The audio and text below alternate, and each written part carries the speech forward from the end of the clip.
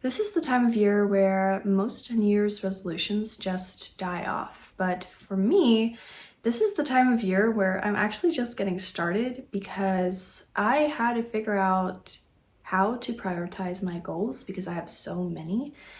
And I discovered a framework that I'm so excited to share because I believe that this is the secret to getting a lot of things done in life without feeling burnt out and overwhelmed and stretched too thin. Hello everybody, it's Roseth and welcome back to my channel.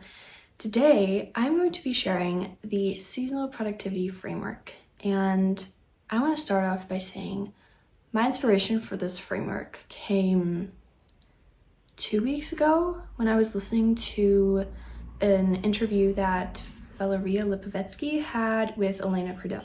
And they both agreed that they have weeks where they spend more time with their family and then weeks where they are more business focused. And they do not necessarily have a work-life balance every week, but in the grand scheme of life, they do.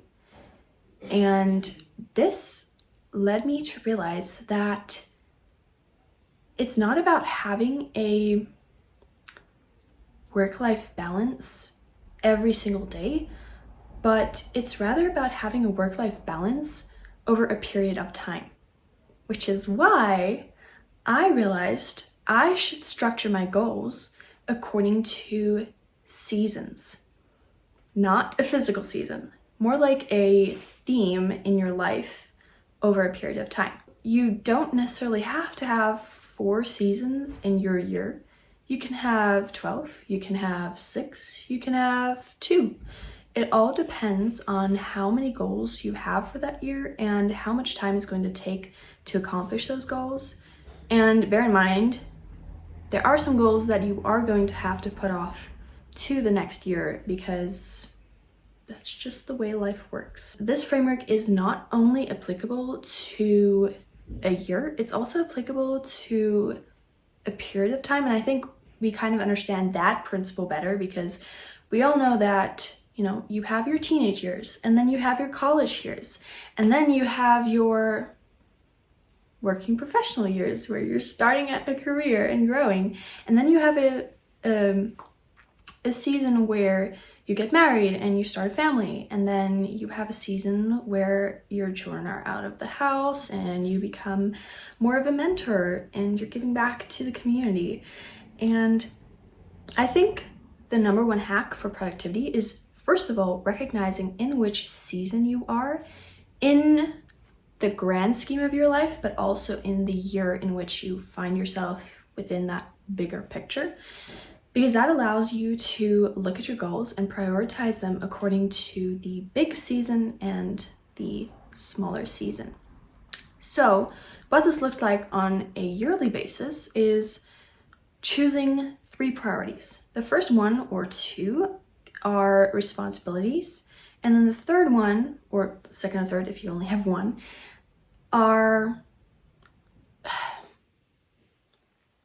they are dynamic. Because it's not just one priority.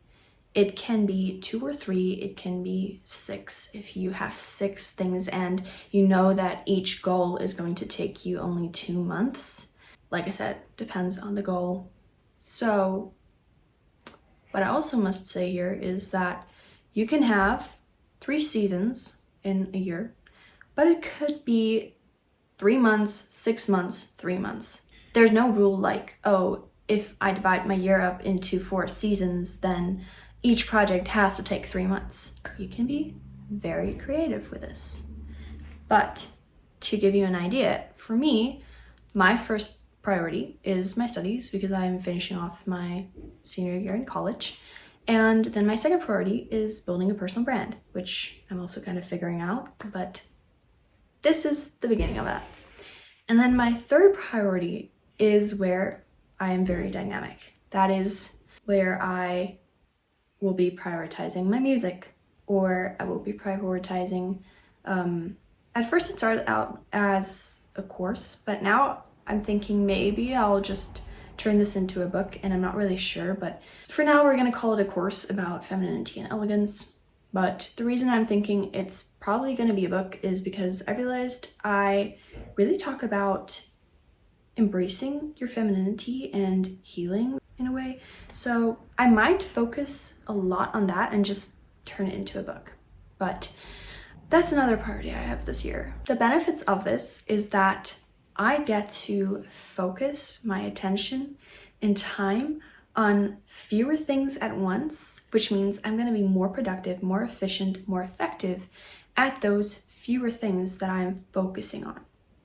And therefore, I will finish them faster, I will be able to move on to new things faster, and I'm going to feel better about each goal that I am trying to accomplish, because it's not just quantity, it's quality. And you can do 5 things every single day.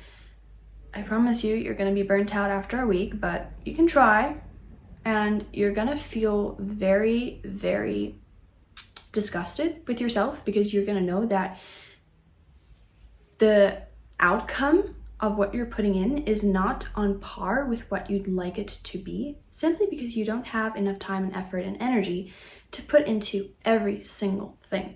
This is why I would say this framework is something that multi-passionate people will both love and hate, because it does require you to niche down a little bit, but it also gives you freedom to pursue multiple things in one year. And like I said, it goes back to recognizing the season you are in and prioritizing your goals in terms of that season, so that you can balance the quantity of things with the quality of those things. That is why I recommend dividing your year into seasons and putting goals into those seasons according to your list of priorities. Yeah. I think that's all I wanted to say. So try this out. Let me know if this works for you, because honestly, I came up with this like 2 weeks ago. But at this point in time, I can see how this already helps me a lot to just focus more on the one thing that I'm supposed to focus on right now. And I know that I'm not putting off my other goals another year away. It's just a few months. And that's where it's hard, because you're postponing your goals, but you also know it's just a few months. So let me know what you think. Let me know if you've tried it. Let me know how this has helped you practically. I am very excited to see where this channel goes, because I'm still trying to figure out exactly what my niche is going to be. And it's not going to be one thing, it's kind of going to be a mix of things, but I need to find 3 things that I'm very focused and passionate about. And then I need to find a common thread that I can weave through all of them, so that I share something that still makes sense. I'll see you guys next week with I don't know what video, but I'll see you guys next week. So remember to be joyful in hope, patient in affliction, and faithful in prayer, and I'll see you guys in my next video. Shalom.